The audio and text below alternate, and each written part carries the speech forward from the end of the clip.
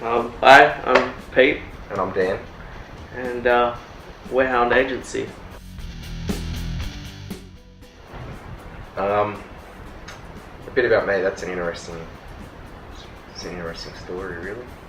I was always a creative thinker, and having my family always been in entrepreneurship in a way, it kind of just gave me an idea about Hound, and it just, yeah, I needed someone to work with, and Pete was the guy to work with, and pretty much what happened was it just, and negative and a positive came together, and it worked and sparked, and off it went. And I was racing cars at the time, and Pete necessarily wasn't interested in cars, but he thought of ideas that could get me more seen, I guess, and yeah, it just evolved over time into Hound Agency. So he was originally just helping me out as a mate, and it was a bit of fun. Like, we had the pit crew, and then he was documenting the inside of the pits of a kid dreaming to race Fiat supercars one day, and all that. And then a few people, including my parents, said you could actually sell that and do that for other people, like small businesses and sports people and athletes and all that. And so I've asked around. I've had a few good discussions with a few people about it, and we've secured our first client, and we're getting a few more now, so it's starting to slowly roll in. And yeah, it's pretty much been a good year. It was hard for me because I was never necessarily, the way Pete thinks about things is different to me, which is why we work. So what happened after that was I pretty much just saw what he was doing, and he was seeing what I was doing. We went to business. He's the man behind most of it, and then I'll make my end look good, and then works in the middle. And he's good at documenting videos. I can never document videos, or or do photography like he can. Whereas I can talk, because I used to be in radio, and create a bit of advertisement and a bit of controversy, which is what you need in the media industry anyway. And after that, it just blossomed into Hound Agency, and obviously our thing is to sniff down clients and make it like look real. And you don't necessarily want people who are from a starting point to be down the bottom where they're struggling but they can't find a way out because they're getting taken out by the bigger competition and the bigger companies. So us is pretty much to give them a push along and push them up and get them seen. So for an athlete, if he wants sponsors type of thing, we can help them with that. Or a small business that wants more clients, we can help them with that as well. It's a lot through networking just as much as it is media and advertisement, so I guess it has to work both ways within the thing. And yeah, that's my spiel on Hound and me, myself.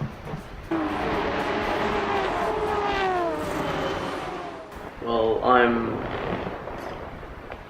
Pete. I'm the other half of Hound. I do all the not the heavy lifting, but it's close. I'm the engine to Dan's chassis, as he does all the hard stuff of getting clients and speaking to people and all the networking, and he is amazing at that. He's our social media guru, as after a few years of being completely insane on social media, he's actually refined it to an art form. So like, instead of everything is relevant, now it's what I say is relevant. And he does all the I call it the hard work, but because he has to go and call people, email, all the fun stuff that I don't want to do and can't do well. So it's It's my job to run around with cameras, microphones, design fun little animations, make videos, movies, a lot of little nitty gritty. And as Dan, as a director, he knows how to get the humanity out of anyone and anything, and he knows how to humanize it. And then it's getting his ideas down on paper, and then from paper it's my job to visually represent it so that we actually tell a story that humanizes our subject matter. And that's what we do with Hound. We want every client that we have, that we will get, that we're talking to, we want to humanize them and make them relevant to what they're doing and what we're doing.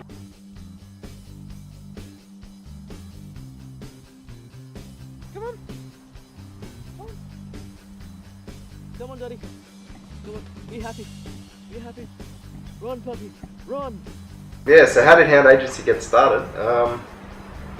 Yeah, that is actually a good question. we fell into it. Yeah. So, Yeah, it was kind of an accident, I guess, the way it started. yeah, following you around a racetrack with a video camera, taking photos and Giving you something to do and giving Yeah. me something to do, and then putting it on the internet yeah.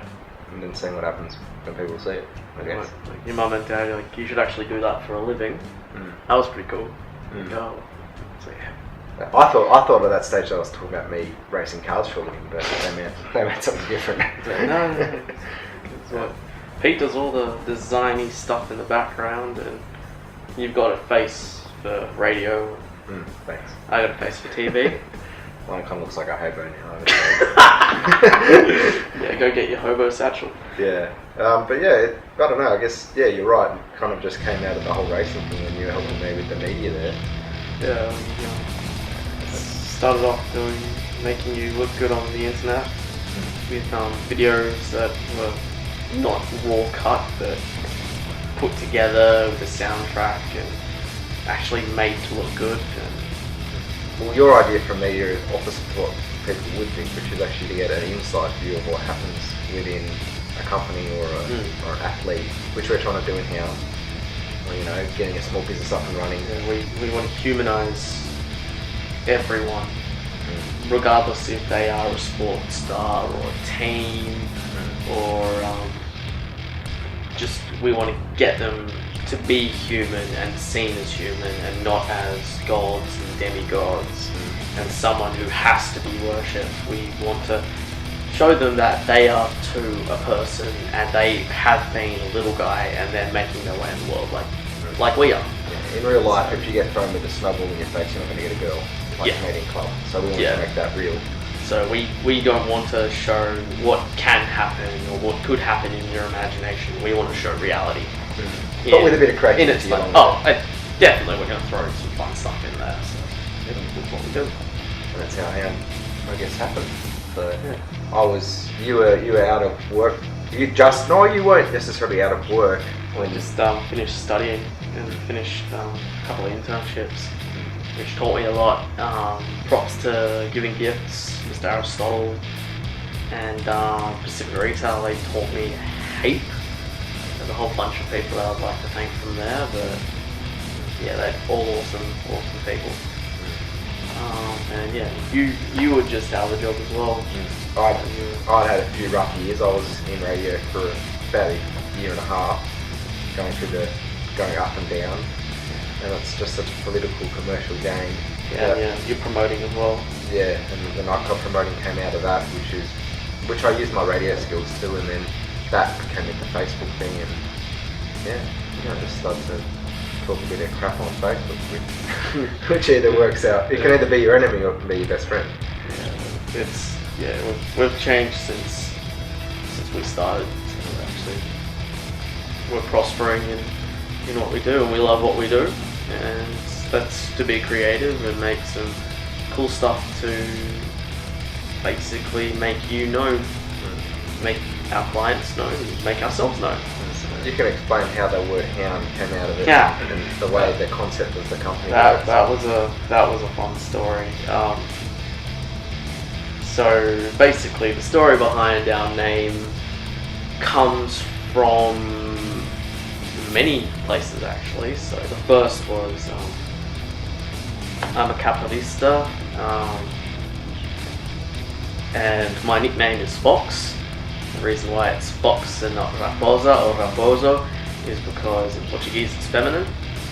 And one day we were at Dan's house, and his mum's like, "Oh, your company should have a name."